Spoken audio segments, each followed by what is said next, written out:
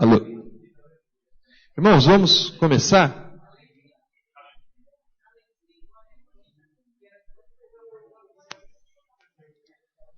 Agradecer a todos que vieram agora à tarde para a gente ter esse momento com o pastor Abimael. Para responder a pergunta se eu creio em Deus mesmo. É aquele velho pedido, se a gente puder vir um pouquinho mais para frente. Aí a gente consegue estar mais próximo aqui nesse bate-papo.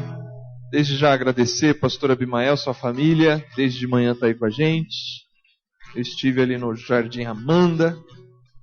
Mas agora a gente está junto aqui para esse momento. Vamos fazer uma oração, cantar uma música, um louvor. Em seguida a palavra já estará com o pastor Abimael. Vamos ficar em pé? O pessoal do louvor, se puder já estar por aqui, para a gente cantar essa canção. Irmãos, as meninas estão trabalhando aqui embaixo para o DJAP, montando. Tem bastante gente que está lá montando as coisas do culto de amanhã.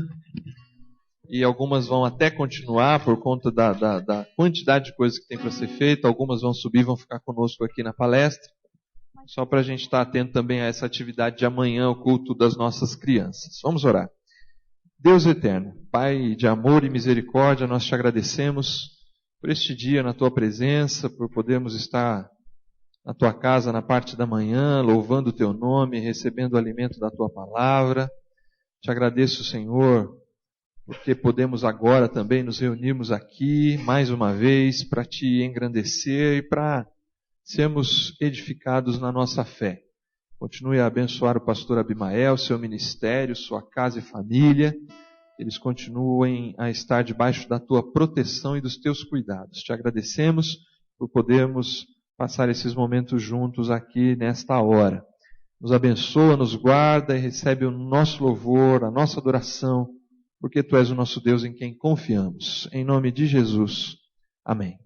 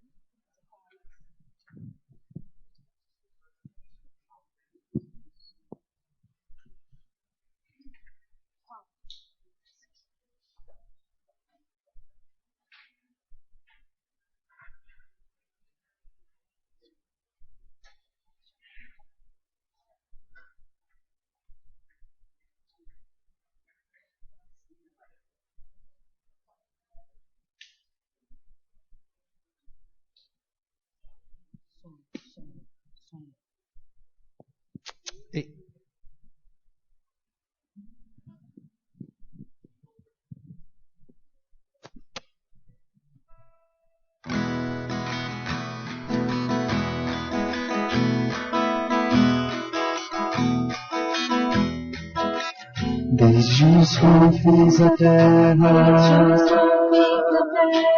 mais profundo mar, nas alturas do céu,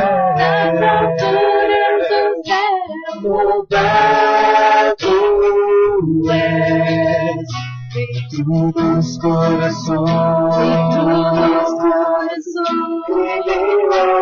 o amor.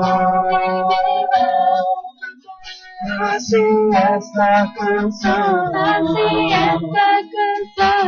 que os povos cantam por toda a eternidade. Tu serás adorado, cante Deus, exaltado nas nações, Senhor da criação, cante Deus, seja louvado. Desde os confins da terra, do mais profundo mar, das alturas do céu, louvado és dentro dos corações, renderão favor. Nasce esta canção, e os povos cantam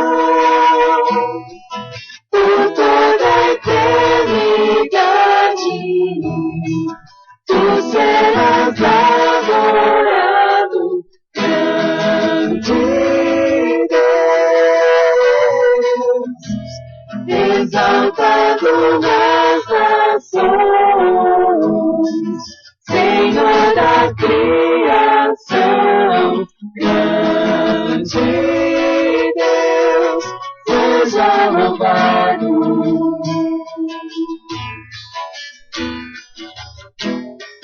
Por toda a eternidade, tu serás adorado, grande Deus, exaltado nas nações, Senhor da criação, grande Deus, seja louvado.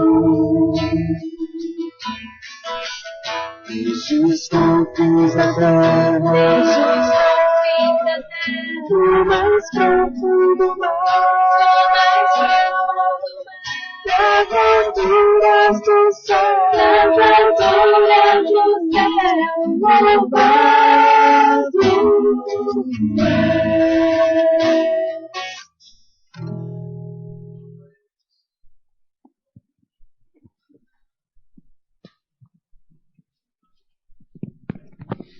Vamos pegar nossa Bíblia, irmãos.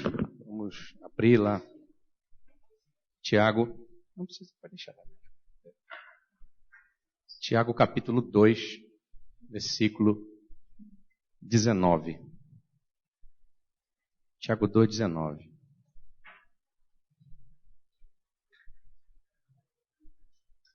Tiago 2, 19. Núcleo da nossa reflexão agora à tarde vai ser aí.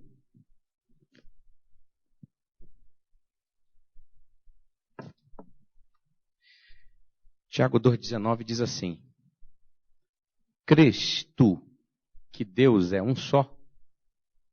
Fazes bem. Até os demônios creem e tremem. Vou ler mais uma vez. Crês tu que Deus é um só? Fazes bem. Até os demônios creem e tremem. Amém? Pode sentar. O pastor fez a oração.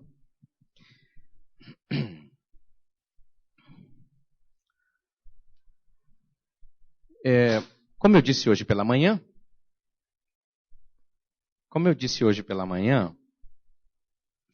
uma das preocupações minhas, até como pastor e como crente mesmo, como cristão, uma das preocupações minhas hoje está muito voltada para essa ênfase na crença em Deus, enfatizar a crença em Deus.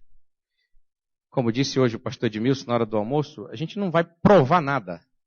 A gente não tem também essa pretensão de estar provando as coisas, até porque, pegando um gancho com a palavra de hoje de manhã, que na verdade isso aqui é uma continuidade da palavra de manhã, a fé ela é racional e também a fé é suprarracional. Então, existem eventos da vida espiritual, das revelações de Deus, tanto a revelação geral como a revelação especial de Deus, que eu posso compreender pela razão. Sim, a minha mente me dá, a minha mente ela possui estrutura para me fazer compreender as revelações de Deus. Eu digo as revelações no sentido, Deus revelado de maneira geral, Deus revelado na natureza, no universo, nessa complexidade toda que a gente vê e que é maravilhosa de de perceber, né? Inclusive baseado naquilo que os próprios estudiosos do universo dizem, e não são estudiosos cristãos necessariamente. Eles dizem que o universo ele possui uma perfeita cadência. O universo é maravilhosamente, matematicamente perfeito, né? Velocidades, distâncias, as composições e especificamente o que tem a ver com a gente, especificamente com a gente, o universo possui condições chamadas de condições antrópicas, que são condições naturais, das leis naturais e das leis físicas, que sem elas não haveria vida humana. Não haveria vida humana. Um exemplo disso, por exemplo, a atmosfera terrestre. Ela, de tantos elementos que ela possui um elemento chamado oxigênio. Nós temos 21% de oxigênio na atmosfera terrestre. E esses estudiosos do espaço, do cosmos, ele diz o seguinte: se fosse 19%, não poderia haver vida, porque a primeira vida que surgisse morreria asfixiada. Se fosse 23%, 25%, não poderia haver vida, porque a primeira vida que surgisse, ela não suportaria o constante e frequente incêndio, os constantes e frequentes incêndios na Terra. O oxigênio, se fosse mais do que o que ele provocaria incêndios constantes na Terra. E se ele fosse menos da quantidade, se a quantidade fosse menor do que ela é, nós não sobreviveríamos também, porque se o primeiro humano que surgisse, ou a primeira vida que surgisse, morreria asfixiado. Não haveria condições, então. Então existem essas coisas maravilhosas. São mais de 100 condições antrópicas catalogadas, que mostram que o universo ele foi pensado para nós. Pensado para você, para mim. Houve um projeto, houve um desenho pronto para que eu e você pudéssemos estar aqui, para que a humanidade pudesse fazer parte desse cenário maravilhoso. Então, essa revelação geral de Deus, ela é perfeitamente compreendida pela razão. Né? A gente consegue compreender. A revelação especial de Deus também, a gente consegue, está aqui, ó, a revelação especial de Deus, a Bíblia, Cristo. A gente consegue compreender. Mas existem desdobramentos dessa revelação de Deus, dessas revelações de Deus, que nós só conseguimos compreendê-las absolutamente pela fé. Ou seja, por quê? Porque a fé, ela é racional, mas também ela é suprarracional. Ela vai além daquilo que a razão pode captar, daquilo que a razão pode elaborar para a compreensão do homem. É isso que é fé. E dentro dessa ideia, eu tenho me preocupado. Por quê? Porque a gente hoje tem um discurso paralelo ao discurso da fé, um discurso que está cada vez mais acirrado, mais fervoroso, mais febril, de anular, de calar a fé, de fazer Deus desaparecer do cenário da humanidade. Evidentemente que isso não vai acontecer. Jamais vai acontecer. Todas as tentativas já foram feitas de matar Deus, de sepultar Deus e de dar sumiço nele, sabe? De calar. Mas até agora não existe nada. Nada. Não conseguiram até hoje. Né? Já tentaram de tudo. Hoje estão tentando através da educação básica. Né? Usando a educação básica para anular a fé, para ir destruindo, eu vou usar o novo termo, o termo da moda agora, estão tentando desconstruir a fé cristã, né? Demolindo isso, através da zombaria, através dos sofismas. Né? Os sofismas são os mais frequentes, são ideias bem elaboradas que visam destruir a fé, causar dúvida em você, tirar o teu foco de Cristo, tirar o teu foco de Deus. Então essa é uma grande preocupação. E até porque também, a gente estava conversando hoje, aqui na hora do almoço, sobre a seguinte situação. Eu tive a oportunidade, a gente teve a oportunidade de trabalhar com jovens, o pastor Edmilson, a gente trabalhou junto na FUMAP, e dali para cá a gente faz uma espécie de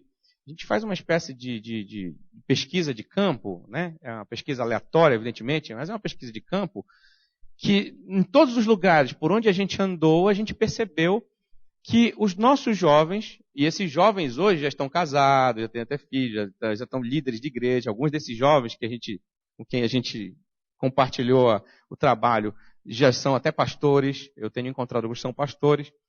E naquele tempo a gente já percebia na conversa de bastidores, a gente já percebia que eles possuíam conflitos, eles tinham conflitos sobre a crença em Deus de uma forma mais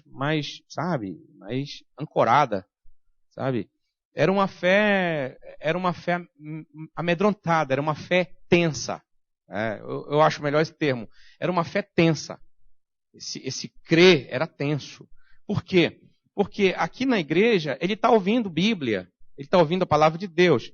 Isso quando ouve, na verdade. Porque, infelizmente, nessa ideia de crença também, lamentavelmente, esse lugar privilegiado que nós temos aqui, ele também tem sido usado para outros fins, vamos dizer assim, fins que não são relevantemente bíblicos. Contar historinha, fazer autopromoção, e outras coisas que não vão fortalecer a fé das pessoas. Vão distrair, vão entreter. Mas não vão forjar cristãos amadurecidos espiritualmente, amadurecidos biblicamente, amadurecidos para enfrentar os desafios do nosso tempo. Isso é uma preocupação. Eu não estou falando só de Igreja Adventista da Promessa, não. Eu estou falando de contexto assim em geral. A gente conhece, a gente lê os livros dos pastores, dos escritores, que são pastores que vivem em igreja cristã no Brasil, e a gente também conversa com alguns de fora, e a gente percebe que eles enfrentam essas dificuldades. O culto está servindo muito para entretenimento. E se a gente for olhar essa questão do entretenimento, a gente vai ter que ir lá ainda já para o século XIX. Final do século XIX, aquele grande pregador, Charles Haddon Spurgeon, ele já vinha profetizando, entre aspas, ele já vinha antecipando a chegada de um tempo em que a Igreja de Cristo ela iria dar relevância ao entretenimento. Ela iria dar relevância ao palco e não ao altar. Ela iria dar relevância a celebridades. Ela iria exaltar pessoas e não Cristo. Ela iria exaltar a teoria humana e não a Bíblia. Quer dizer, e o culto se transformaria num show. Isso Charles Haddon Spurgeon já dizia lá no final do século XIX. No século XX vem um outro grande pregador do Evangelho, um grande escritor chamado Hayden Wilson Tozer, que também enfatizava isso, só que quando Tozer aparece para falar sobre isso, o show business já está acontecendo nos Estados Unidos. A igreja já está adotando o método hollywoodiano de adoração a Deus. Ou seja, Hollywood já está influenciando o culto cristão, a pregação, né, o culto. E aí a gente começa a ver a Igreja de Cristo embarcando de olhos fechados no secularismo mesmo, né? E aí nós temos agora pastores, grandes observadores do universo evangélico, do universo religioso cristão, como o pastor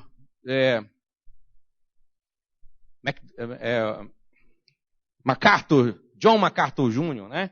John MacArthur escreve muito sobre isso. Tem um livretinho que ele fala sobre o show na igreja, sobre a igreja adotando a ideia do show, a ideia do entretenimento, a ideia tem que divertir o povo, porque o cara se sente entediado com a palavra de Deus, com o alerta. O ouvinte, o participante, ele quer rir. Ele quer que eu passe aqui 45 minutos contando histórias engraçadas e fazendo você mandar adrenalina para ficar gostando da coisa. E aí me chama a atenção o pensamento de um outro pregador, um jovem pregador. O jovem, porque ele não está nos 60 ainda, nós somos jovens, né? O jovem pregador ainda é um feto ainda para Deus. Paul Washer, ele diz o seguinte: se você atrai pessoas usando meios carnais, se você atrai pessoas a Cristo usando meios carnais, seculares, você vai precisar cada vez mais de meios carnais e seculares para manter essa pessoa aqui na igreja. Porque se você não tiver um repertório bem volumoso de meios carnais, de meios seculares, para manter essa pessoa aqui dentro, ela vai se entediar e ela vai buscar a próxima igreja que apresentar o showzinho mais engraçado, mais interessante, o melhor entretenimento. Porque tem. Vai aparecer. Logo na esquina tem uma. Ali no outro bairro tem outra. E lá o negócio é bom. Então, a gente tem se preocupado nessa coisa de enfatizar a crença em Deus, a crença na Bíblia, a crença em Cristo, fortalecer a nossa fé. E aí eu quero compartilhar com vocês esse texto de Tiago 2,19. Tá? Tá bom? Vamos ler de novo. Crês tu que Deus é um só? Fazes bem. Até os demônios creem e tremem. Bom, não é o caso aqui, como a gente falou, de provar alguma coisa. Nós não vamos aqui estar provando a existência de Deus. Não vamos aqui estar fazendo elaboração de teorias paralelas com a Bíblia, etc. e tal. Não. A ideia aqui agora é uma confrontaçãozinha. Uma ligeira confrontação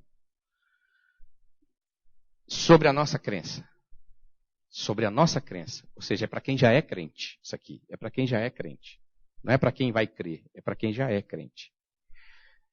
Dando uma olhada nesse texto, sem espremer o texto, sem torturar o texto bíblico, porque tem gente que tortura um texto bíblico para ele dizer o que ele não está dizendo. Não é verdade? Quantas vezes a gente já ouviu alguém pegar um texto e torturá-lo, e dar choque nele, né? E bater nele para ele dizer coisas que ele não está dizendo. Aqui ele não veio dizer. Sem torturar o texto, sem maltratar o bichinho aqui, sem alterar o contexto, porque o versículo 19, a abordagem que eu quero fazer com vocês, está dentro de um contexto, e eu já vou explicar ele. É um contexto moral. É um contexto moral. Ok? O que Tiago está combatendo? Tiago está combatendo o antinomismo. Ok? Antinomismo. O que é o antinomismo? O antinomismo é um comportamento, é uma tendência, uma tendência de cristãos não convertidos, ou de cristãos, ou de falsos cristãos, estavam na igreja de Cristo, mas eram cristãos que não queriam aceitar a orientação moral de Deus. Eles não eram submissos à lei de Deus. Dentre esses cristãos antinomistas, havia um grupo que a Bíblia cita, esse grupo chamado de Nicolaitas. Já ouviram falar em Nicolaitas na Bíblia? Lá em Apocalipse a gente vai ver algumas vezes tratamento de Nicolaitas. Em outros momentos, os Nicolaitas não vão ser identificados como Nicolaitas, mas eles vão ser identificados pelo comportamento deles. O apóstolo Paulo vai falar deles, Judas vai falar dos Nicolaitas, e Tiago ele vai falar dos influenciados pelos Nicolaitas, né? Ou por outros segmentos paralelos aos Nicolaitas, os antinomistas. Eles eram chamados também de cristãos imorais. Cristãos imorais. Porque não aceitavam a lei de Deus, não aceitavam os mandamentos de Deus. Eles queriam viver na graça. E olha só que coisa interessante. Quem faz esse comentário, inclusive, é o pastor Hernandes Dias Lopes. Em um livro dele, No comentário de Apocalipse, ele fala sobre os nicolaítas. Então, ele diz o seguinte: os nicolaítas, eles tinham a seguinte ideia. Olha só a ideia diabólica. Seguinte, você quer ver a graça superabundar na sua vida? Você quer ver a graça superabundar na sua vida? Você quer sentir a graça de Deus ser superabundante na sua vida? Peque. Peque. Você quer ver a superabundância da graça? Você quer viver na superabundância da graça? Então você precisa pecar. Por quê? Porque onde o pecado é abundante, a graça é superabundante. Nossa, que legal isso aqui. Isso é um sofisma. Isso é um sofisma. O sofisma é a mentira bem trabalhada, é o engano bem trabalhado que consegue convencer e que ganha status de verdade. Então, você quer conhecer a graça de Deus? Você quer que a graça seja superabundante na sua vida? Pois peque. Só que agora você não peca mais como você pecava antes. Você peca em Cristo. Na ideia do nicolaíta, pecar em Cristo é diferente de pecar no mundo, antes da conversão. Você peca hoje para que a graça seja superabundante, para que a graça se manifeste. Quem são esses nicolaítas? Alguns dizem que eram seguidores de um tal de Nicolau. Isso não é muito consistente, não. Mas nicolaíta é um termo dado para eles pelo significado do próprio nome. Nikaos Laos. Nikaos Laos, né? Nikaos Laos. Dominadores do povo, dominadores dos leigos, dominadores do laicato.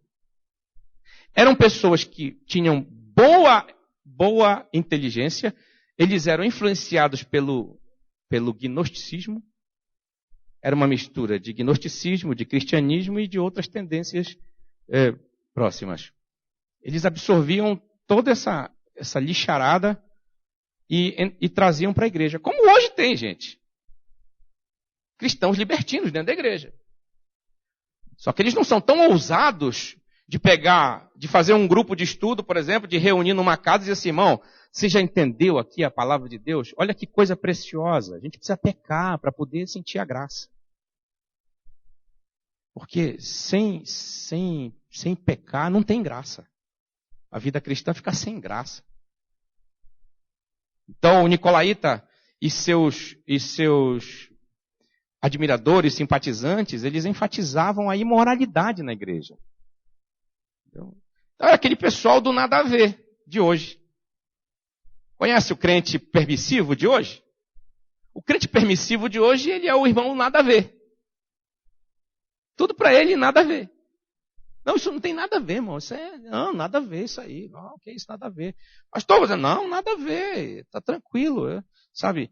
É o crente que não vê nada, ele não consegue enxergar, entre aspas, assim, a malícia nas coisas. Mas isso muitos deles, é proposital. É proposital. Então, os nicolaítas, eles foram se inserindo, eles foram se ramificando na igreja, se transformaram num grande câncer na igreja. Tá? A ponto de Judas ensinar o seguinte, lá nos primeiros versículos, assim, olha, no meio de vocês, né, porque tem se infiltrado pessoas que transformam a graça de Deus em libertinagem. E por que Judas está falando isso? Por causa desse raciocínio. Olha, irmão, a graça, ela só aparece, ela só pode ser percebida, sentida, quando a gente peca. Então, se você andar certinho, não tem graça. Né? Se andar certinho, não tem graça. A coisa só vai acontecer se você der vazão ao seu pecado, se você liberar o demônio que está em você. Seria mais ou menos isso, né? Já que eu estou agregando valor à ideia, né? Mas então, Tiago está combatendo o antinomismo. Tiago está combatendo não necessariamente a imoralidade diretamente. Ele está combatendo essa coisa de seguinte, olha, eu vivo pela fé, meu negócio é fé, e não importa o que eu faço ou deixo de fazer.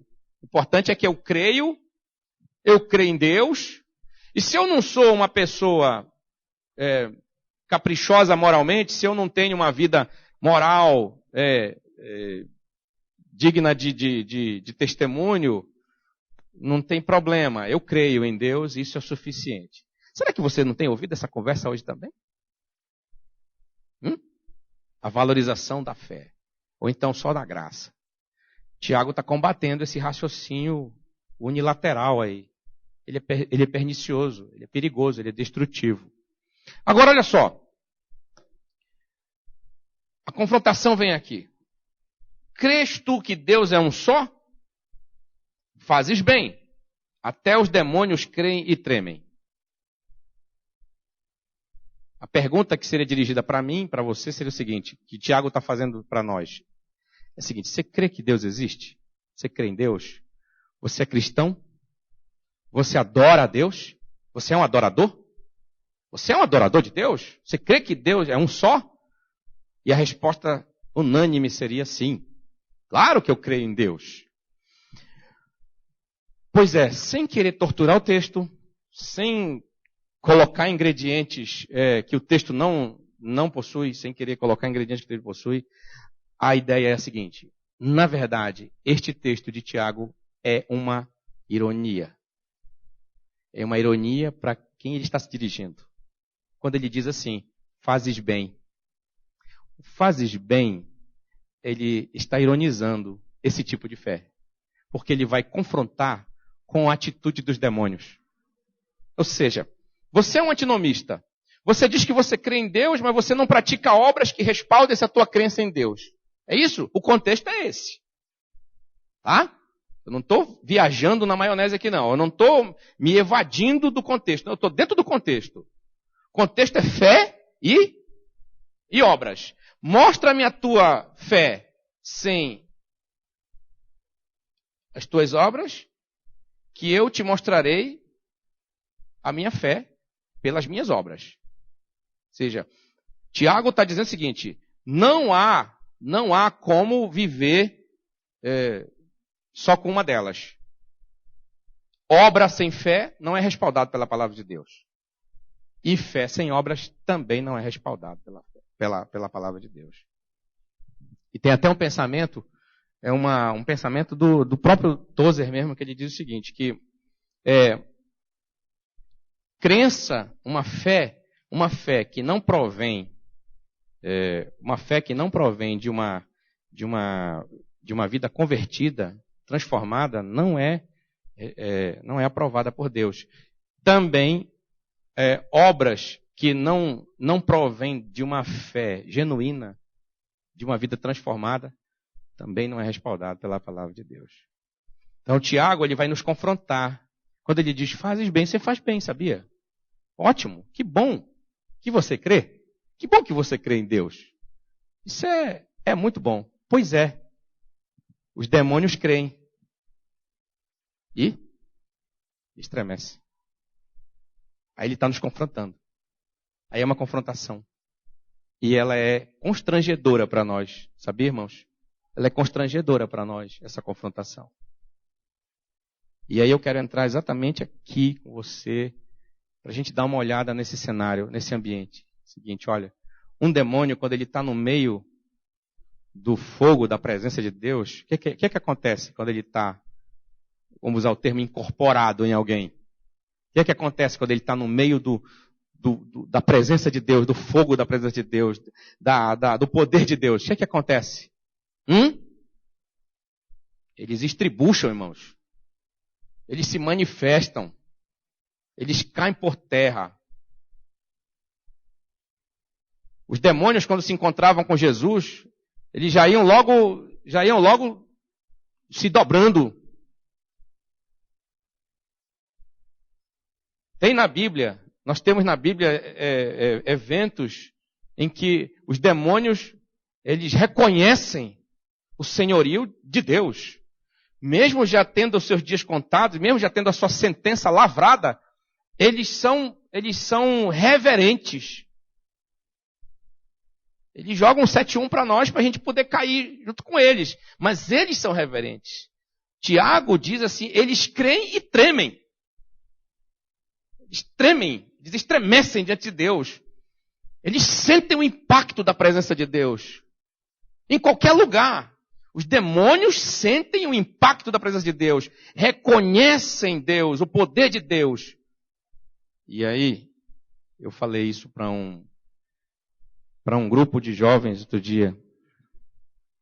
E o que nós estamos vendo na nossa adoração atual é a seguinte, olha. Culto está rolando. Culto está rolando. E quanta gente indiferente no culto. Perceberam isso? Quanta gente indiferente na hora do culto.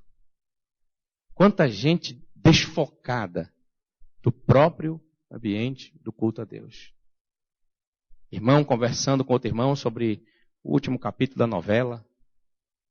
A novela que terminou. Irmão acertando com outro irmão o futebol do final de semana. Lá na quadra não sei da onde. Olha, aluguei uma quadra lá de futebol society. Vamos jogar lá e tal. Tranquilo.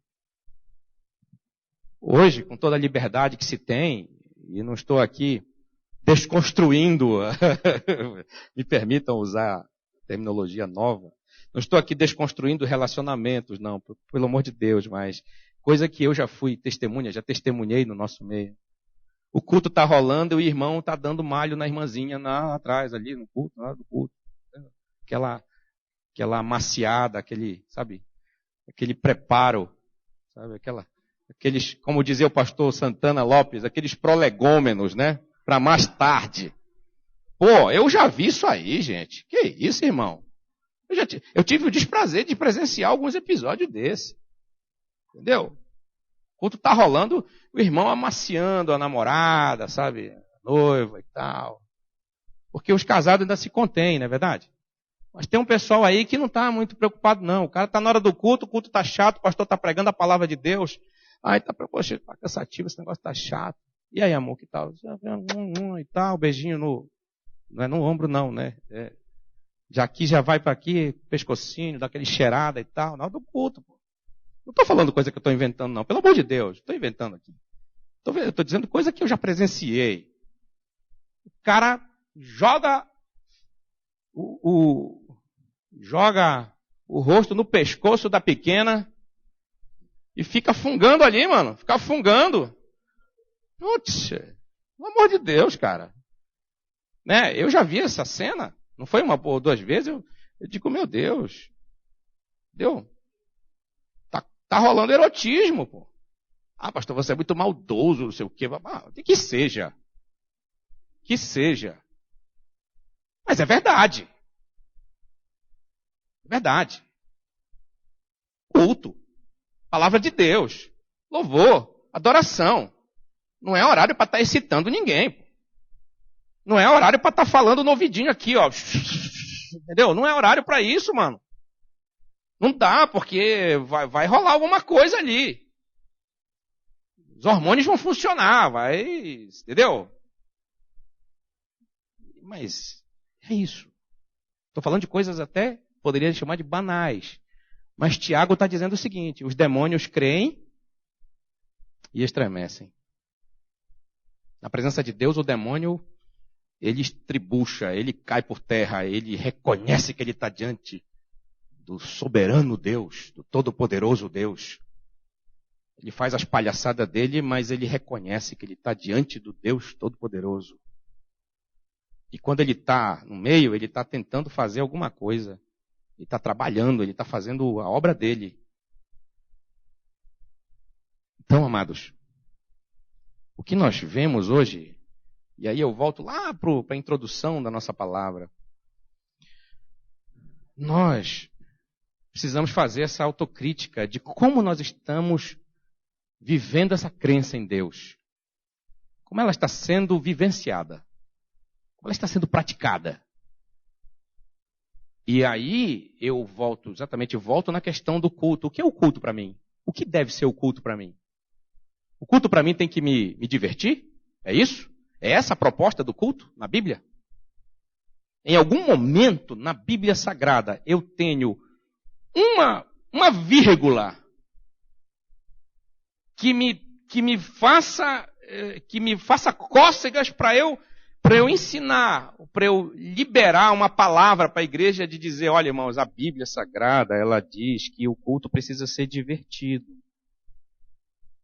O culto precisa ser um instrumento de entretenimento, ele precisa ser um instrumento para incendiar nossas emoções, nossa adrenalina, ele precisa excitar o nosso cérebro para que ele produza a serotonina, sabe?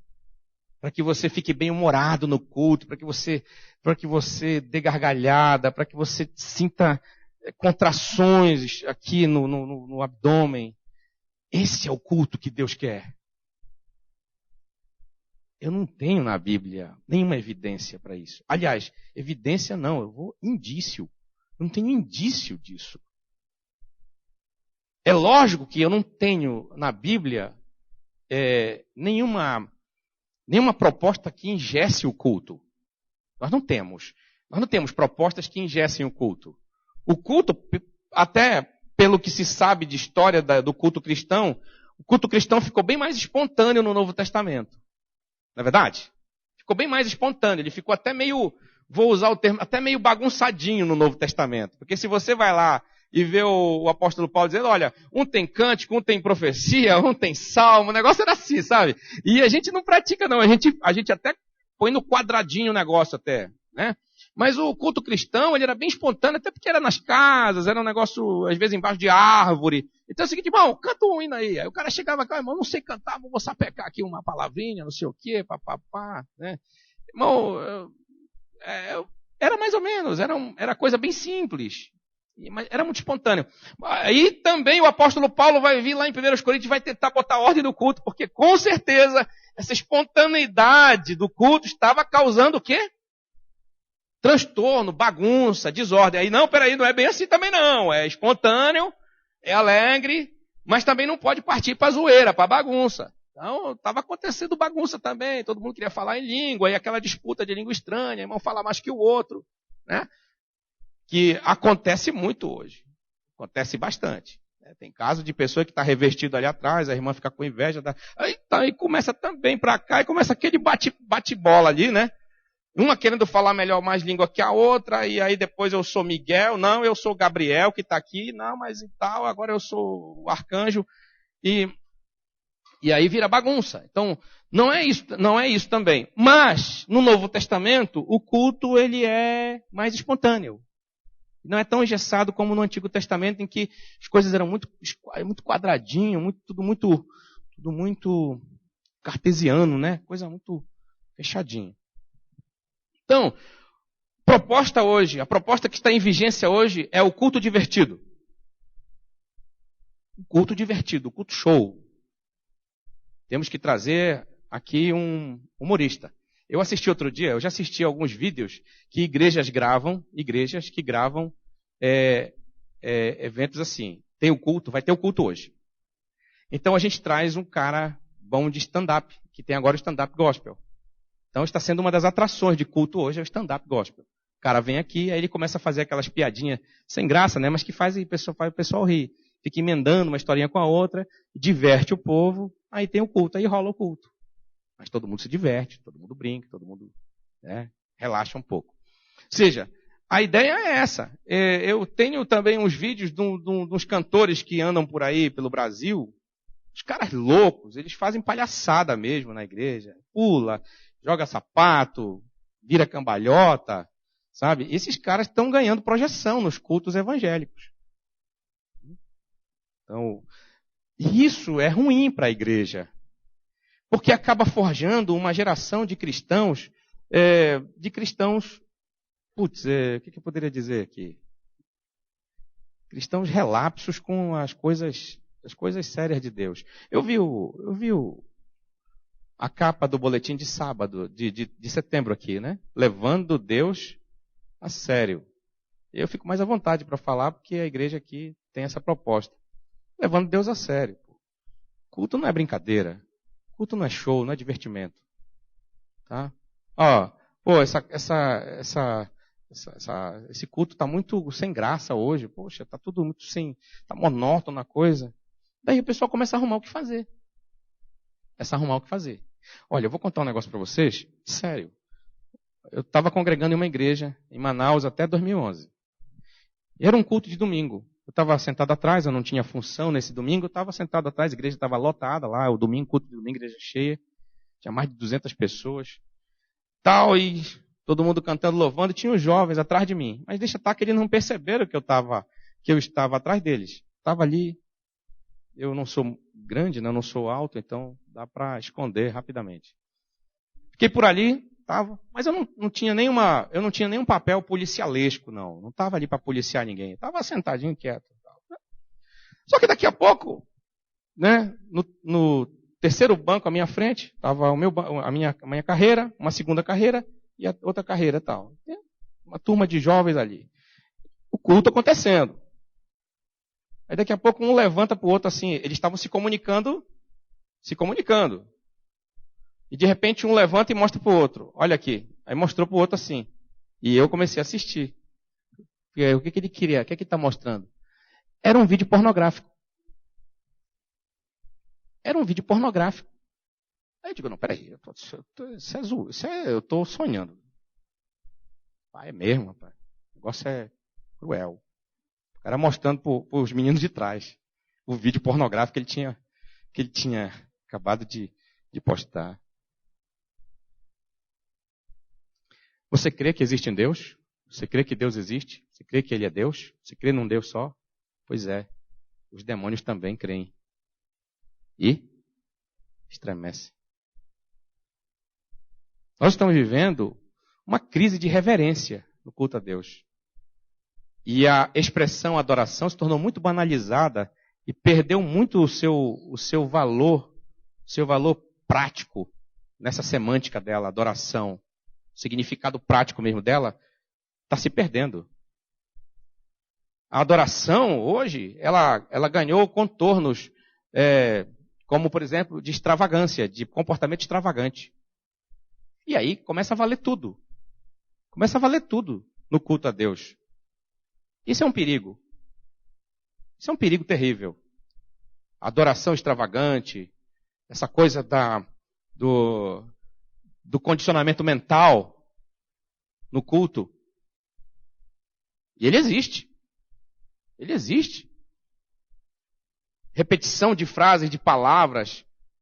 Isso, tem gente que faz conscientemente, tem gente que gostou, porque viu que deu certo, faz e a coisa acontece. Então, a gente diria, quando eu falo a gente, estou falando de forma genérica, né? Assim, a gente está vivendo um tempo em que estamos nos distanciando muito nós estamos distanciando muito do núcleo da nossa fé. E a gente está se tornando muito, muito brincalhão com a nossa fé. A gente está ficando muito brincalhão com ela. Estamos ficando muito divertidos com ela. Atenção. Não estou falando de um culto mal-humorado, não estou falando de culto engessado, porque eu também não participo dessa ideia. Mas estou vendo que há uma influência externa muito grande disso. E isso pode entrar no nosso meio e desvirtuar essa nossa fé. Tá? Bom, o primeiro aspecto é esse. O segundo aspecto e último aspecto que eu quero citar para a gente fechar essa ideia é sobre comprometimento moral com Deus. O comprometimento moral. Porque essa é a proposta do capítulo 2 de Hebreus. Ele está... Olha, se você ler o capítulo 2... Vamos pegar a Bíblia aí? Vamos lá.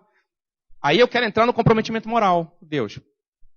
O primeiro foi um comprometimento, vou dizer assim, comprometimento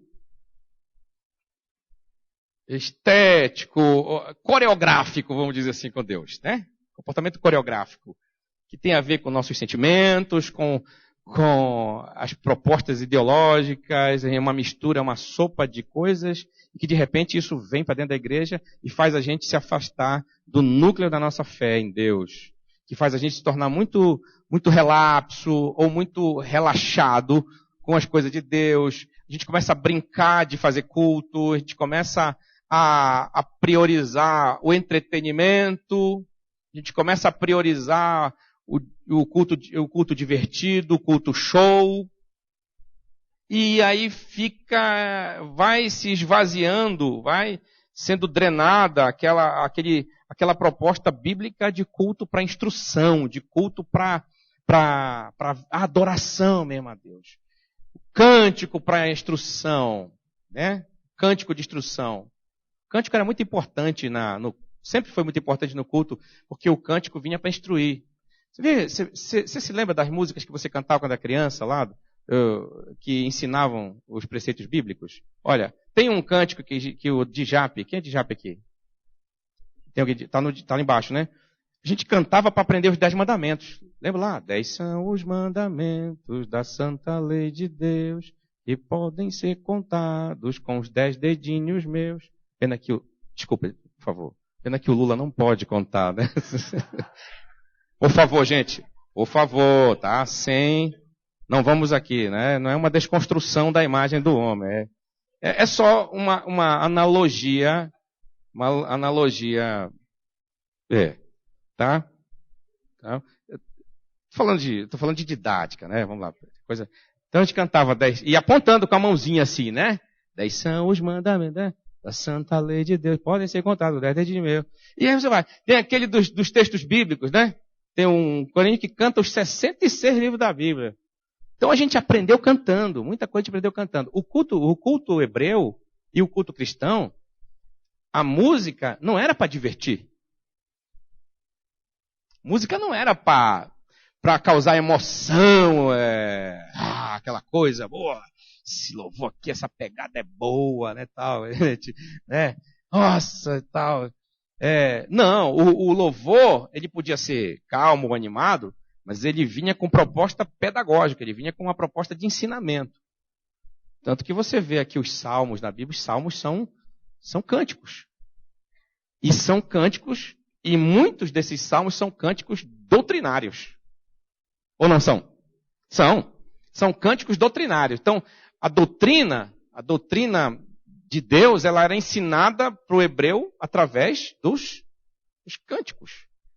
E criança e adulto aprendia da mesma forma. Bom, então vamos à segunda proposta. A segunda ideia desse texto é o comprometimento moral.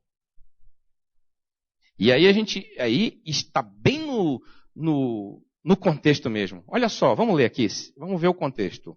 Contexto imediato desse texto. Começa já do versículo 1, diz assim, olha, meus irmãos amados, não tenhais a fé em nosso Senhor Jesus Cristo, Senhor da glória, em acepção de pessoas. Isso é uma proposta moral, é moralizadora. Tiago 2:1. Né?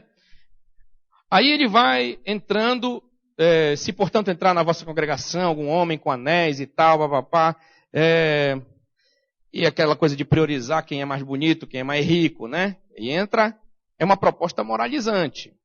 Vamos lá, versículo 4 em diante. Não fizeste distinção entre vós mesmos e não tornaste juízes tomados de perversos pensamentos. Ouvi, meus amados irmãos. Não escolher Deus os que para o mundo são pobres para serem ricos em fé e herdeiros do reino e tal. Prometeu que o amam e vai e tal. Entra agora, o que ele vai fazer? Versículo 8. Versículo 8 em diante. É proposta moralizante. Ele vai citar o que aí? O que é a citação?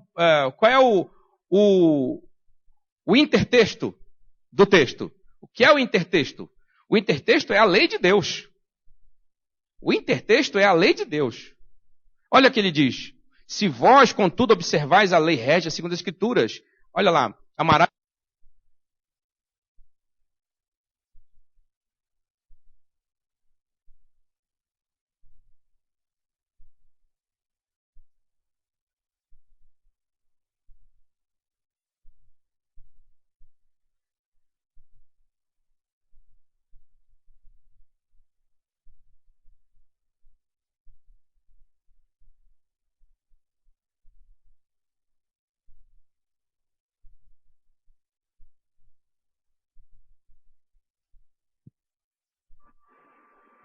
paralisante.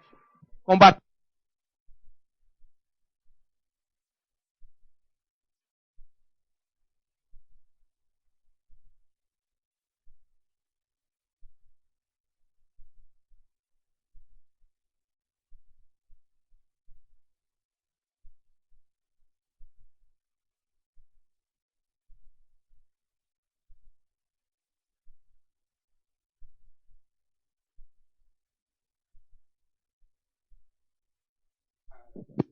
Na igreja, a preocupação com esse secularismo, com o mundanismo.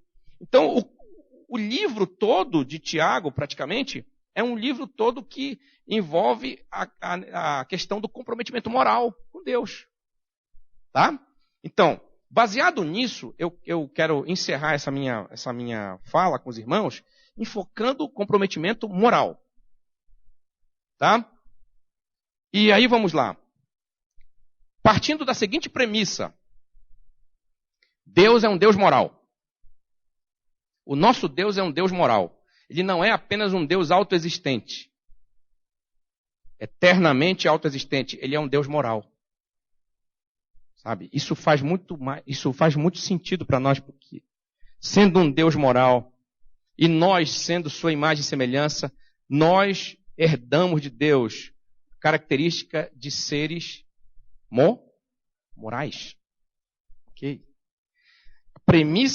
Uma premissa básica da existência de Deus é a seguinte, que a existência de Deus, ela também é respaldada pelos valores morais. Deus é a melhor explicação, olha só, Deus é a melhor explicação para a existência de valores morais no mundo. Senso de justiça, verdade, certo, errado, ética. O ser humano é um ser ético. É um ser que tem senso de verdade, de justiça, de certo, de errado, de justo, de injusto. A própria existência do mal, irmãos, ela demonstra a existência de Deus. Ela é uma evidência da existência de Deus, pois sem Deus não haveria qualquer fundamento moral para chamar algo de mal. Percebem? Deu para compreender o mistério? Tá? A própria existência daquilo que nós chamamos de mal demonstra a existência de Deus, pois sem Deus não haveria qualquer fundamento para chamarmos algo de mal. Você só diz que algo é injusto, por quê?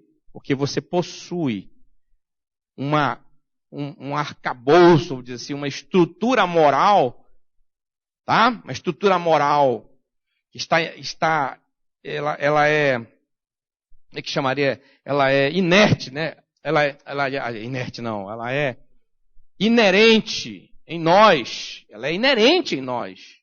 Essa estrutura moral inerente em nós. E nós dizemos que algo é errado, porque essa estrutura inerente em nós, ela nos sinaliza que algo está errado. Porque nós temos o conhecimento primitivo, primeiro, daquilo que é certo. Você só diz que uma parede está mal alinhada, porque você preconcebe que o certo é o certo. Que o correto, ela está no alinhamento. Então, os valores morais objetivos, e atenção, é importante, a diferença entre objetivo e subjetivo é importante para essa definição. Os valores morais objetivos, eles são evidências da existência de Deus. O Richard Dawkins, ele escreveu o seu livro, o best-seller, Deus, um Delírio, e nesse livro, ele disse ele escreveu umas loucuras, umas bobagens, e é verdade, mas imbecilidades, e dentre elas, que são contradições para o próprio ateísmo dele. Ele disse o seguinte, que o ser humano existe para propagar DNA. Ou seja, a principal função do ser humano é propagar DNA. Isto significa, e não forçamos o texto dele, não é forçação de barra, isso significa que eu e você, a nossa função aqui na Terra é a mesma das baratas. tá? Dos outros seres vivos. É propagar DNA. Ou seja, e lá mesmo no texto dele, ele diz o seguinte: não há certo, não há errado. Ou seja, não, a importância do justo, do que é justo, do que é injusto, ela não é relevante. Não há importância, não há relevância em você julgar certo e errado, justo e injusto. Em você verificar coisa certa e errada, em você valorizar uma atitude nobre de alguém. Aliás, do ponto de vista do Dawkins e do ateísmo do nosso tempo, nobreza, caráter, justiça, fidelidade, honestidade, não tem sentido. Não tem valor algum. Não tem valor. Mas isso é uma contradição para eles, porque é o seguinte: esses ateus, inclusive os que estão, inclusive ateus daqui da nossa realidade, eles postulam, a briga deles é por direitos humanos, não é verdade? Direito das minorias, por exemplo. Vamos lá, direito das minorias. Mexe com alguém da minoria para tu ver. Mexe com um ser humano que faça parte dessas minorias. O que vem para cima de ti? Cobrança moral. Mas não são eles que dizem.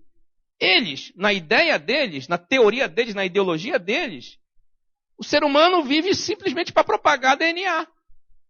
Quer dizer, certo, errado, justo, injusto, valores morais, isso aí é subjetivo. Não é subjetivo. Valor moral é objetivo, porque subjetivo seria algo que poderia valer para você e não para ele. Que poderia valer para mim e não para você. No entanto, valor moral é objetivo e universal. Porque é o seguinte: respeito à vida, melhor dizendo, respeito à vida é aqui e na China. Em qualquer tribo, por mais primitiva que ela seja, por mais rudimentar que ela seja, existe o respeito à vida, à liberdade, o respeito à propriedade. O assassinato é condenado em qualquer lugar. É ou não é?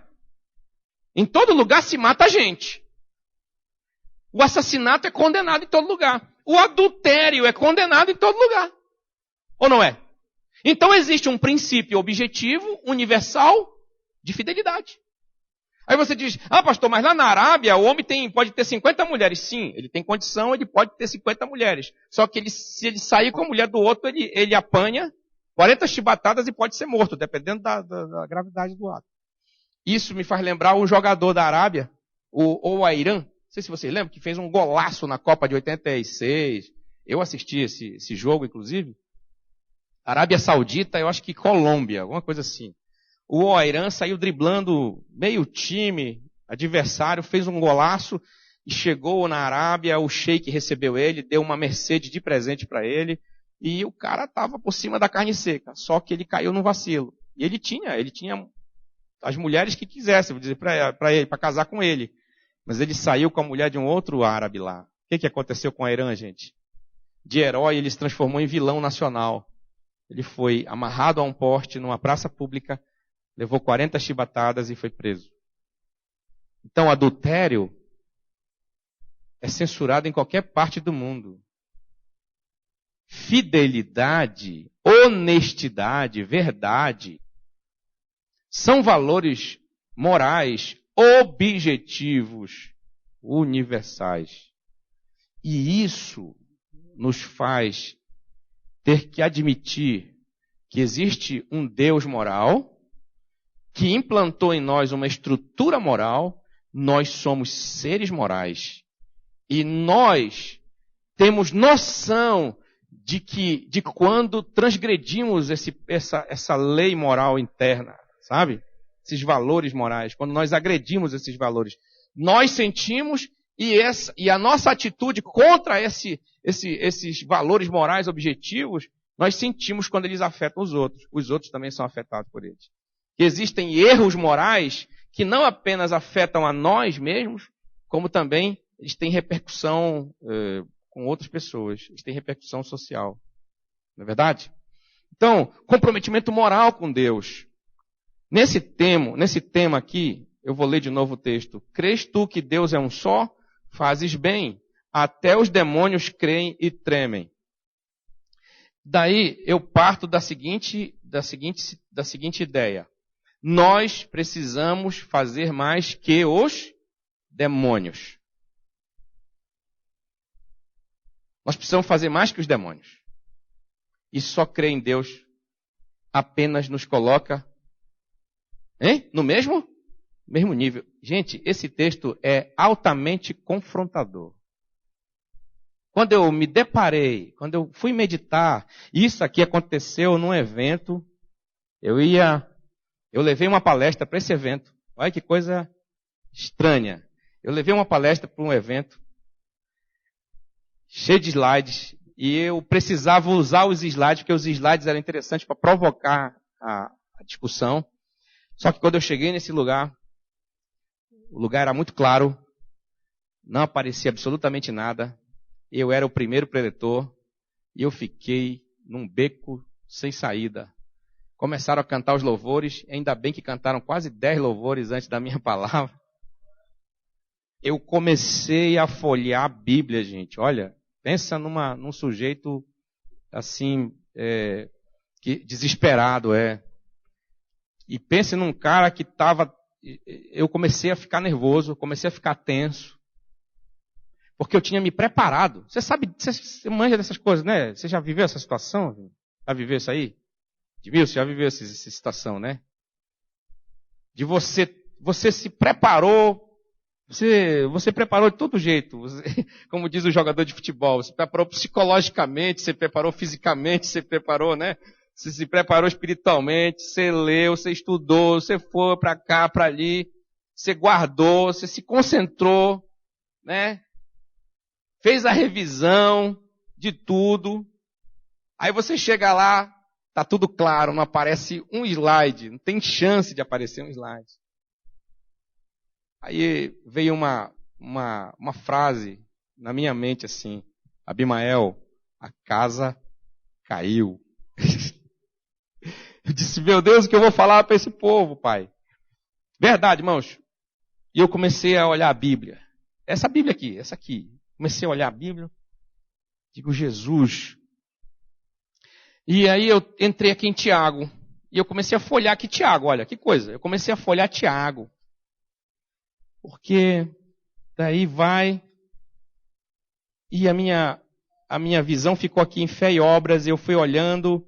E os louvores aí, pá, rolando, eu comecei a meditar nisso aqui. Eu fui confrontado nesses minutos. Eu creio, Deus falou comigo ali. Muito forte. Eu fui confrontado nesses minutos, naqueles minutos ali. E a minha tensão foi diminuindo quando eu percebi essa ironia confrontadora de Tiago para nós. Eu creio que o Espírito Santo, eu creio nisso. Eu creio nisso, porque senão eu sou meramente um teórico bem sem vergonha, né? Daqueles bem ralé. Eu creio que o Espírito Santo falou comigo, e isso foi muito claro na minha mente. Você precisa fazer mais que eles. Você precisa ter atitudes que superem a deles, porque eles creem e tremem. E você? O que você tem feito? Como você tem adorado esse Deus que você crê? Como você tem se comportado diante dele no seu dia a dia e no culto? Como você tem se comportado? Qual tem sido suas atitudes diante desse Deus? Eu creio em Deus, pastor. Eu creio em Deus. Só crer apenas te coloca no mesmo nível deles. Gente, minha cabeça está arrepiada. Isso aqui é uma somatização, na verdade, de um espanto. Eu comecei a pensar, eu comecei a ficar com vergonha. Verdade, irmãos. Eu comecei a ficar com vergonha. Naquele momento, naqueles minutos ali, estavam antecedendo a palavra. Você ficar com vergonha? Mas baixou uma vergonha em mim. Eu comecei a ver a minha vida e digo, meu Deus, só o crer, esse mero crer, essa coisa apenas estética, esse comportamento estético, esse comportamento coreográfico de cristianismo, apenas me iguala, apenas me põe no mesmo nível dos demônios. Está aqui. Eu não estou torturando o texto, não. É uma ironia. É uma confrontação. Você crê que é um só Deus? O leitor já responde. O leitor responde, porque eu estou interagindo com o texto. Você crê que é um só Deus? Claro, eu creio. Faz bem. Opa, que bom que você crê. Pois é, os demônios creem e tremem. E aí fica no ar a pergunta, fica nas entrelinhas uma pergunta de Tiago, e que ele vai fazê-la em todo o contexto. Ele diz assim, você precisa fazer mais que os demônios. Será que Jesus não falou mais ou menos isso? Só que ele não usou os demônios. Ele usou quem?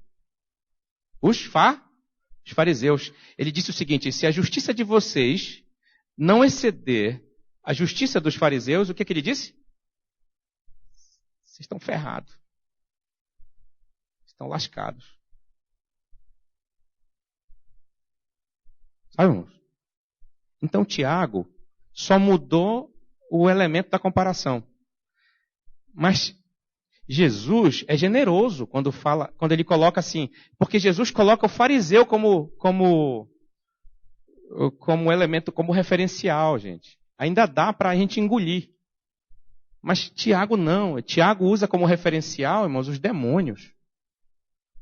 Ele diz assim, os demônios, eles são reverentes, eles tremem, eles estremecem, eles têm atitude quando eles estão a crença deles em Deus é uma crença que faz eles tremerem, faz eles sentem o impacto dessa crença.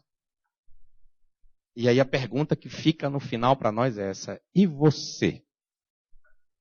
Vai ficar só na crença? Vai ficar só só na conversa? Vai ficar só no levantarzinho de mão? Vai ficar só no frequentar culto? Vai ficar só na repetição de mantra? Nós temos os mantras, né? Mantra evangélico nós temos. Vai ficar só na repetição dos mantras? É isso que você vai fazer? Pois é, os demônios fazem mais que isso.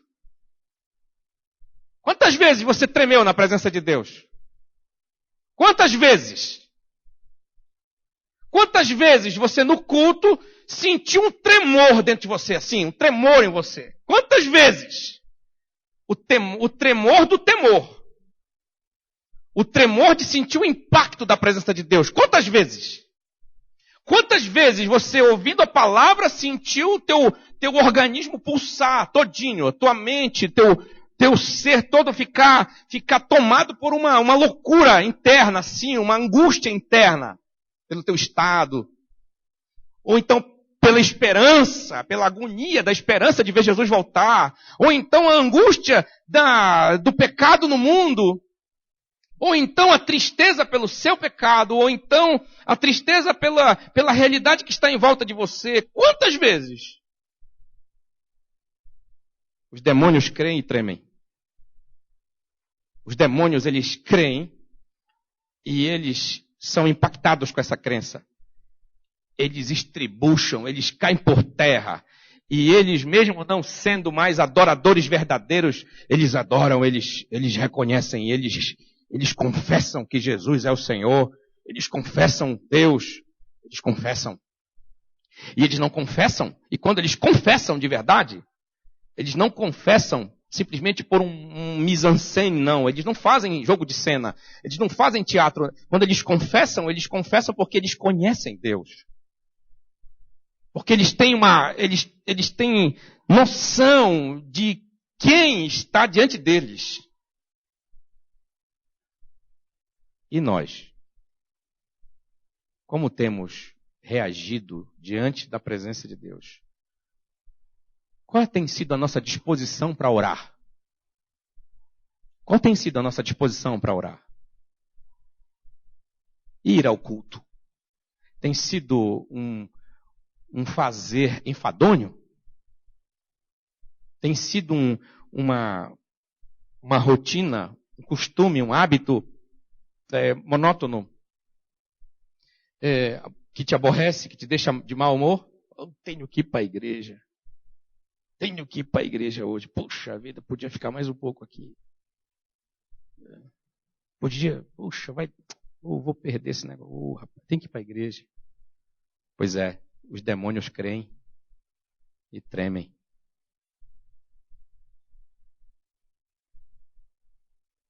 E aí entra o comprometimento moral com Deus, irmãos. Tem uma coisa que os demônios não podem fazer. Aliás, dentre tantas, eles não podem fazer. Eles não podem obedecer à lei de Deus. Eles não são obedientes à lei de Deus. Eles creem e tremem. Eles não podem obedecer à lei de Deus. Não podem por causa da inclinação deles. Mas nós podemos. Existe algo que pode nos fazer, que pode nos tornar superiores aos demônios. Nesse quesito, eu estou falando nesse quesito. O Espírito Santo. O Espírito Santo não habita nos demônios. Mas o Espírito Santo habita em nós. O Espírito Santo habita em mim. Os demônios não são templos do Espírito Santo, mas eu e você somos. Então nós podemos ser superiores a eles. Nós podemos fazer muito mais que eles. O Espírito, como é que é mesmo o nome dele? Santo. Só que aí tem um negócio. Aí tem comprometimento. Santidade. Santidade está ligado a comprometimento moral a Deus. Obediência a Deus. Fidelidade com Deus.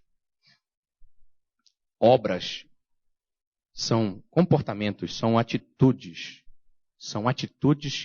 que demonstram a fé, a nossa fé. E, diga-se de passagem, há uma diferença gritante entre ação e atitude.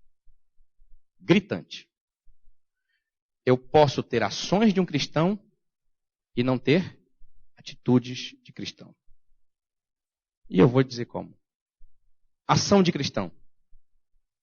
Ter uma Bíblia na mão, por exemplo, e frequentar cultos. Se batizar. É uma ação de cristão. Orar. Pregar. Cantar. Tocar no culto. É uma ação de cristão. Eu posso ter ações de cristão e não ter atitudes de cristão.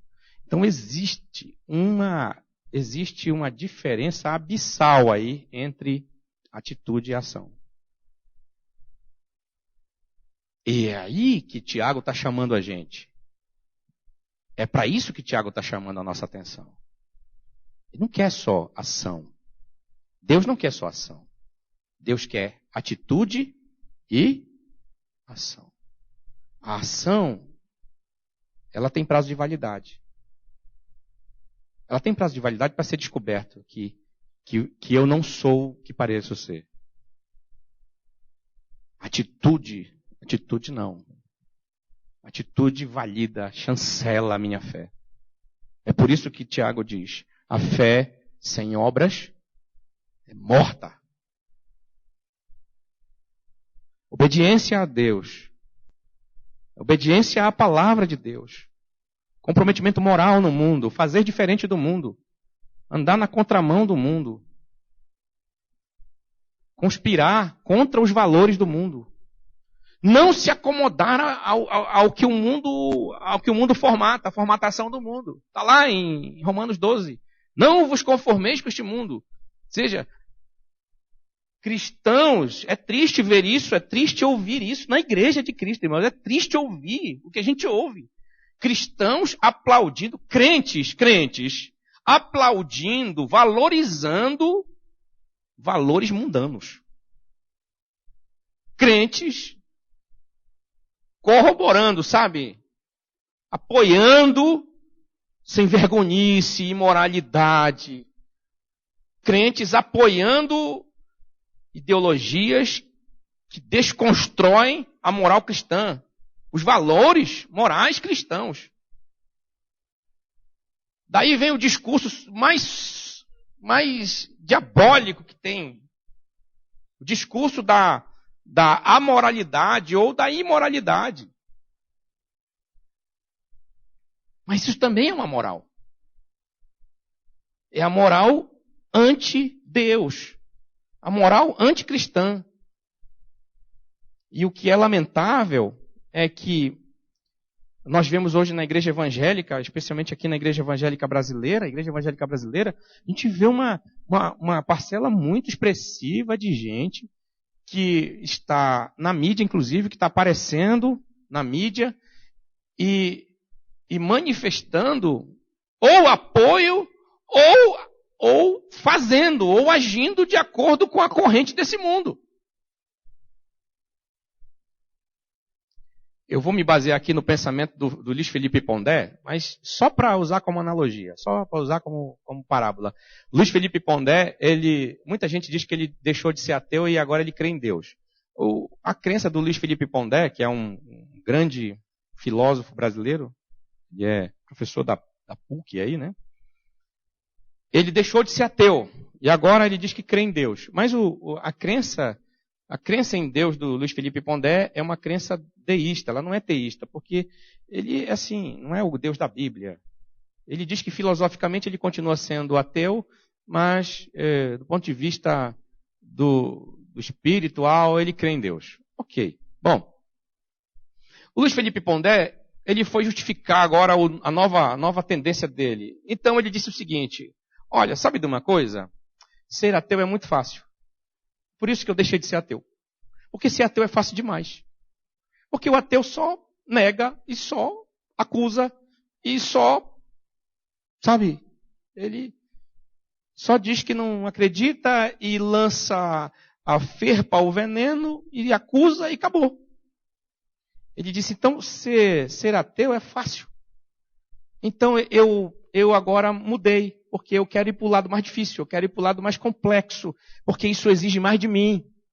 Achei muito legal a palavra dele. Exige mais de mim, me força mais, exige mais da minha mente, da minha visão de mundo, de realidade. Eu desisti do ateísmo. Mas eu quero usar esse pensamento dele para dizer também para nós assim, ó, a gente tem duas formas de viver essa nossa realidade cristã. Uma é a favor da correnteza e outra é contra a correnteza. A favor da correnteza, a gente vai com todo mundo, a gente não faz esforço. Só deixa a água nos levar. A gente vai embora, deixa correr. Nadar contra a correnteza exige mais de nós, exige mais esforço. A gente sofre mais, a gente se desgasta mais, a gente tem mais trabalho. Mas uma coisa é verdade, gente. Quanto mais nadamos contra a correnteza, mais nos aproximamos da fonte. Quanto mais próximos da fonte, mais cristalinas são as águas. Mais puras são as águas. Se nadamos a favor da correnteza deste mundo, se andamos de acordo com o curso deste mundo, como o apóstolo escreve, se andamos de acordo com o curso deste mundo, é simples. Você não precisa dar abraçadas. Você simplesmente se equilibra e vai. Mas vai desembocar na pororoca. Conhece a pororoca? Pois é. As águas do Amazonas, dos rios ali, desembocam na pororoca. Pensa. Ou então, os rios desembocam nas cachoeiras, nos abismos. Vai nadar, vai a favor da correnteza. Você vai ver onde você está, vai terminar. Ou vai cair no despenhadeiro, ou vai se ferir, ou vai se machucar todo. Nadar a favor da correnteza é fácil, mas o final, trágico. Nadar contra a correnteza exige mais. Exige esforço, exige desgaste, é mais complicado, exige pensar, estratégias, exige cálculos. Mas quanto mais próximos da fonte, mais cristalinas são as águas. Quanto mais próximos da fonte, mais calmas são as águas. É ou não é verdade? Você já esteve na fonte de um rio? Eu já tive a oportunidade. As águas são calmas. As águas são calmas e são limpas e são puras. Tudo é mais limpo, é mais puro. Tudo é mais calmo e é mais gostoso.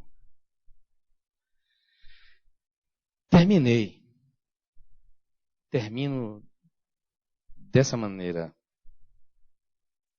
Precisamos fazer mais que os demônios, urgentemente.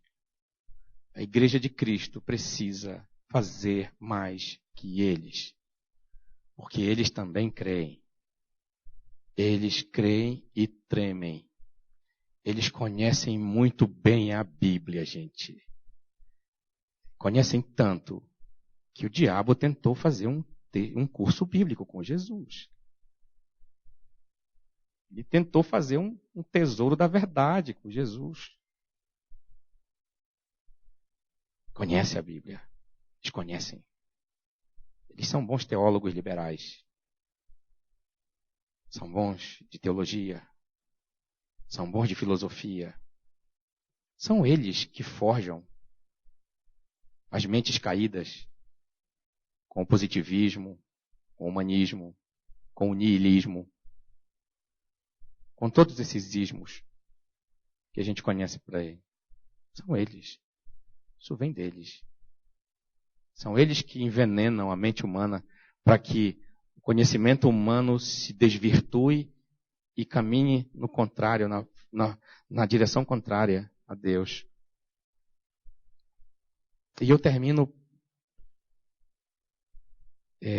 falando de um sujeito que eu tive a oportunidade de ver duas entrevistas dele e fiquei admirado com o conhecimento que esse rapaz tem sobre graça, sobre Deus, sobre teologia. É um teólogo. Deu um show de explicação sobre graça de Deus, sobre cristologia. Chama-se Bonovox.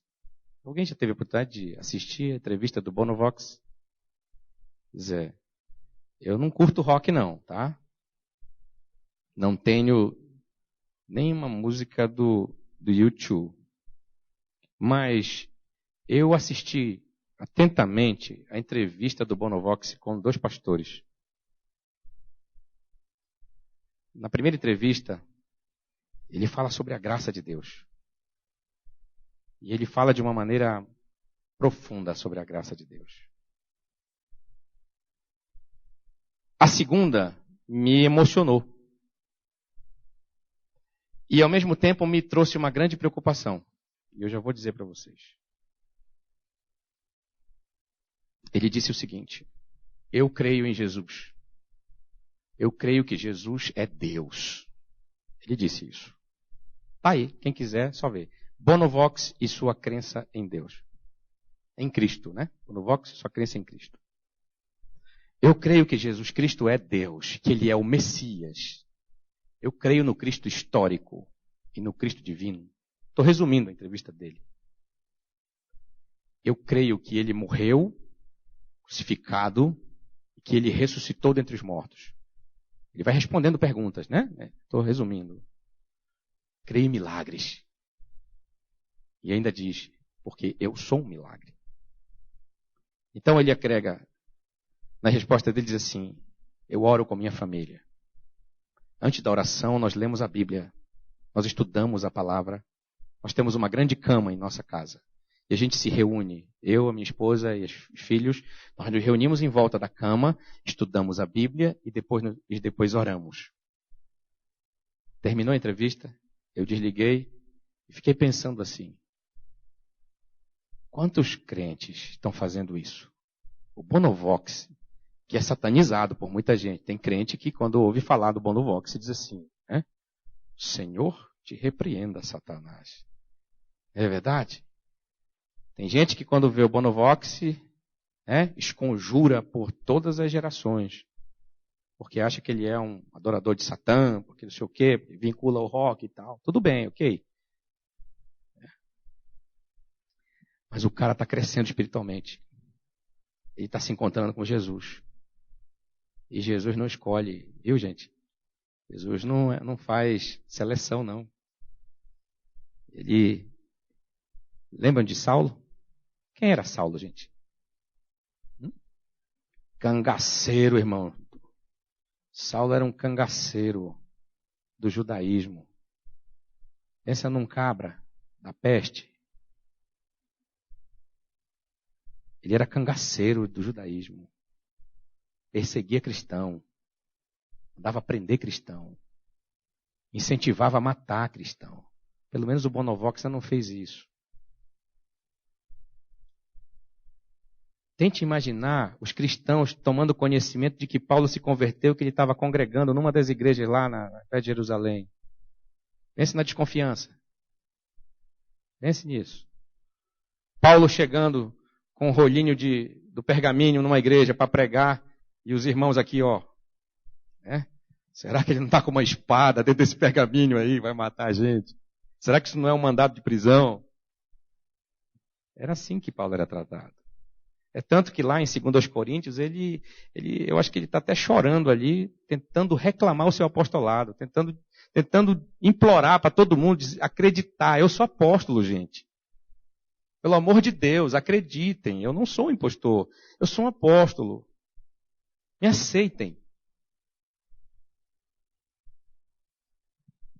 Então eu creio muito que esse Deus está trabalhando no coração de muita gente que a gente vai se surpreender lá no céu.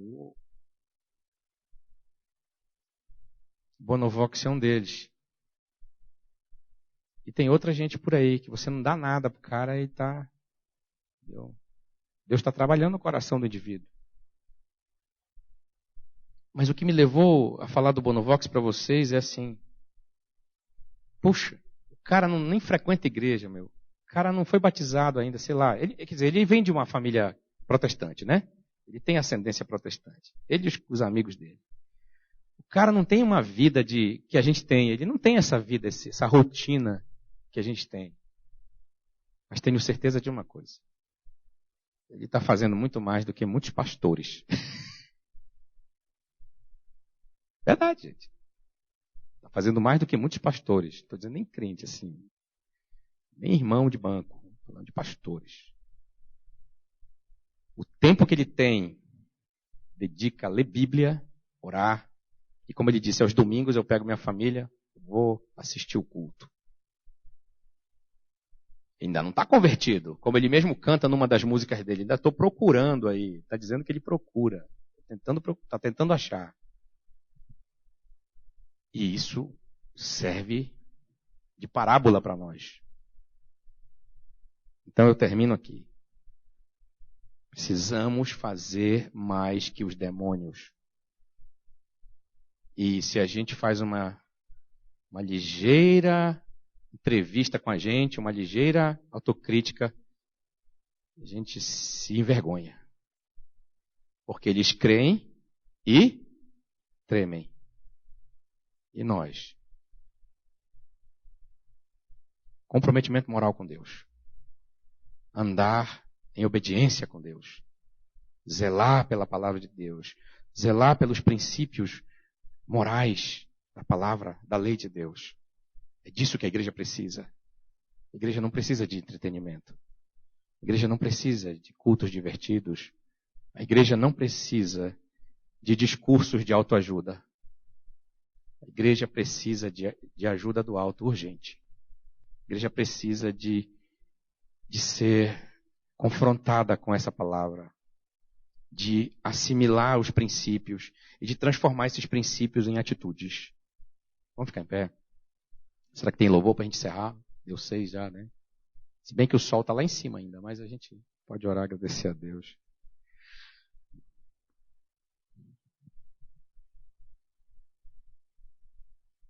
Eu espero não ter cansado muitos irmãos com estas palavras.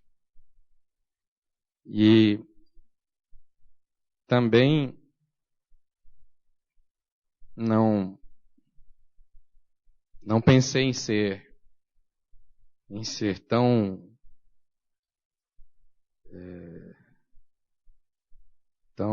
emotivo nelas para provocar emoção em vocês. Porque essa reflexão, eu acredito assim que nos causa até mais tristeza do que euforia. Porque nos confronta. Nos confronta e nos deixa envergonhados só pelo fato de Tiago ter usado o referencial mais negativo que existe. Nos colocar-lhe, e aí? Em que nível você está? Até onde você tem chegado? O que você tem feito? Pois é, fique esperto. Eles podem estar fazendo mais que você. Eles podem estar fazendo mais que você. E o Espírito diz, e o Senhor Deus diz, eu enviei o meu Espírito para vocês. Enviei meu Espírito para vocês fazerem mais que eles. Eu não enviei meu Espírito para vocês ficarem plantando bananeira no culto. Não enviei meu Espírito para vocês ficarem dando voltinhas e saltinhos e fabricando artifícios para a adoração. Eu enviei meu Espírito a vocês para que vocês tenham atitudes morais. Bom, com atitudes morais, aí a gente fica mais alegre. E aí o culto se torna festivo, se torna um culto abençoado, uma adoração alegre, festiva, mas está completo o culto. Porque tem comprometimento moral com Deus. Porque há desejo de obediência ao Senhor. Vamos adorar o Senhor?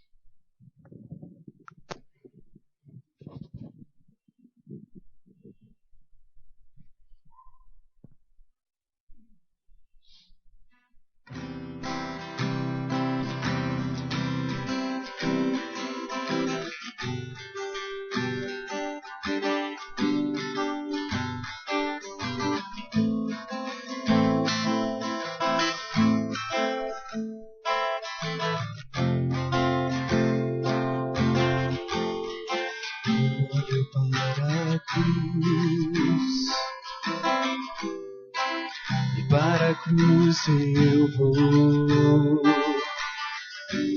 se eu sofrer, participar da sua obra, vou cantar. Meu Salvador na cruz mostrou o amor do Pai. O justo Deus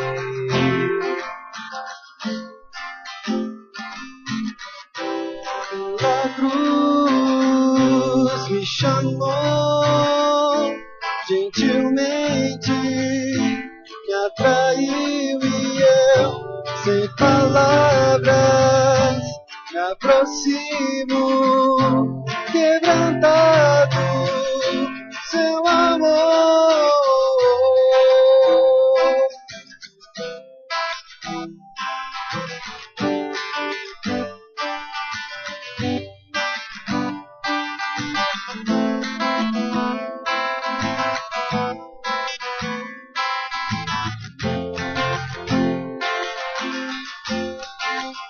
Merecida vida,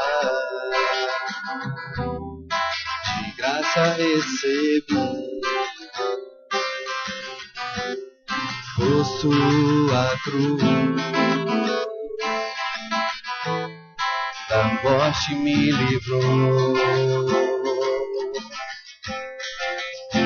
trouxe minha vida. Eu estava condenado, mas agora pela cruz eu fui reconciliado.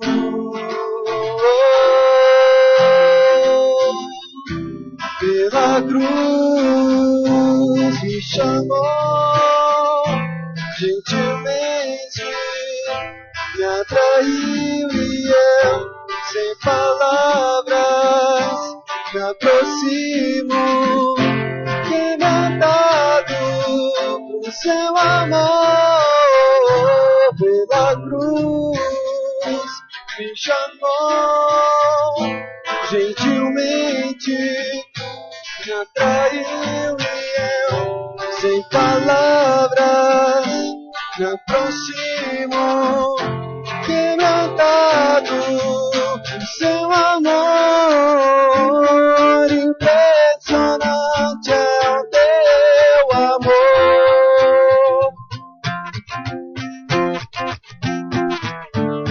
que me redimiu e me mostrou o quanto é fiel.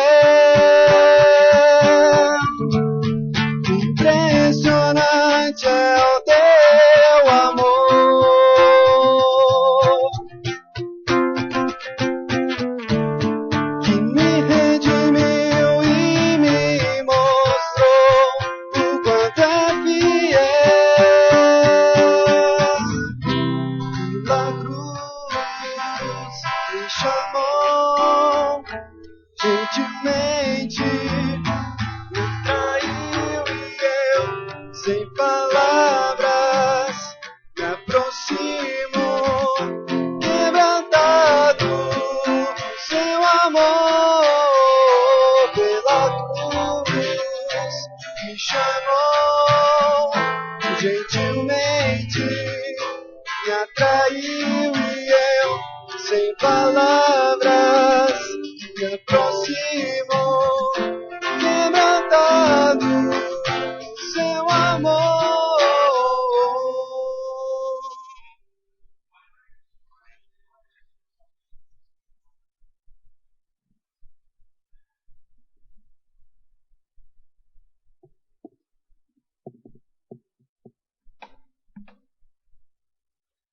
De nossa oração final, agradecendo a Deus por esse momento. Na verdade, em comparação, voltar, olhar e ir para a cruz. Uma outra maneira de voltar para a fonte das águas. Que a gente tenha tido a oportunidade nessa tarde de refletir, cada vez mais tomar uma decisão de se essa crença é tão rala como as dos demônios. O pastor Abimael se sentiu envergonhado, eu me senti miserável hoje com a comparação. Muito triste essa comparação. Espero que a gente esteja acima dela cada dia. Vamos orar. Senhor Deus e Pai, te glorificamos e te exaltamos porque Tu és Senhor. Senhor da nossa vida, Senhor do universo, Senhor da história, Senhor sobre céu, terra e mar. Senhor, que a gente trema mais diante de Ti, não como simplesmente algo estético, como ouvimos aqui, mas que realmente a gente tenha a consciência de que estamos diante do Todo-Poderoso, que habita em luz inacessível, onde mãos humanas, justiças humanas não têm acesso, pois é simples trapo de imundícia, como diz a Tua palavra, mas nós temos acesso por meio do vivo e novo caminho aberto por Cristo Jesus, o Seu sangue, que nos dá liberdade e ousadia para entrar no Santo dos Santos, na Tua presença, e recebemos de Ti glória, recebemos de Ti a condição para vivermos, para ter louvor nesse mundo, com uma nova atitude, não somente ações, mas uma nova atitude interna e externalizada, Senhor Jesus.